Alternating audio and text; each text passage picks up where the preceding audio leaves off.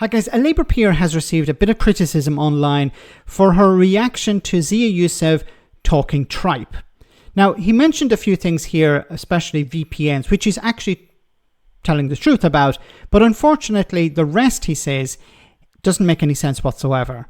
And it either is a case of him not understanding or pretending not to. Have a listen.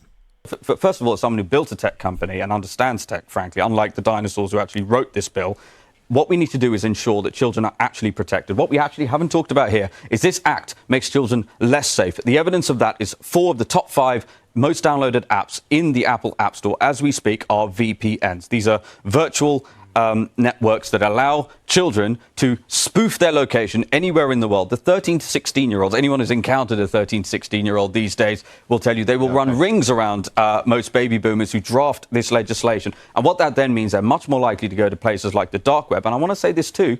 If you're a parent, it's really important you know this. Don't be lulled into a false sense of security. If you set parental controls and monitoring with your ISP, with Sky Internet, EE Internet, BT Internet, those VPNs defeat Okay, let's all talk at the same time because that's no good for anyone. Okay, so when he's talking here about VPNs, he's correct. A VPN will allow you to bypass the restrictions because you will convince the provider that you're living in another country, and you can do that, and these are legal. There's nothing illegal about using a VPN. But the point here he's trying to push also is, well, this legislation doesn't make sense because it's written by old people. Baby boomers, people who have never worked in tech. That is absolute tripe because the politicians do not write the frigging bills. Now, Zia Yusuf either doesn't understand that, which begs the question, why the heck is he in charge of Doge in Reform UK?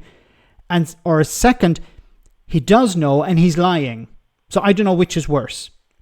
But when it comes to bills, bills are not written by politicians. They're not written by MPs. They're written by aides and policy advisors who help shape the bill's content and its goals. It's written partly by specialized lawyers to make sure that it sounds legal. They have to make sure that all the ducks are in a row when you're pushing. Of course, the Conservatives were not really interested in that when they were in charge. It takes advice from experts in different policy areas. So, for example, when it comes to technology, I'm pretty sure the Conservatives and Labour, when it came to this bill, made sure that there were experts on board in regards to technology. Now, they probably raised the point of VPNs, but the government decided to go with it anyway. Now, sometimes there are lobbyists involved, either for good reasons or bad reasons. But at the end of the day, it's not the politicians who are writing the legislation. The Labour peer understands that, the journalists understand that, but maybe Zia Yusuf doesn't. So he needs to sit down with Lee Anderson, unfortunately, and understand exactly what politicians do, what members of parliament do, because he doesn't seem to be educated enough on it. He's criticizing the MPs for being dinosaurs, for being baby boomers who know nothing about the industry. Well, he doesn't seem to understand how parliament works. Politicians do not write bills. It's understandable, the response from both the journalist and the politician here, because Zia doesn't know what the heck he's talking about. Let me know in the comment section, guys, what you think, and I'll see you in the next video.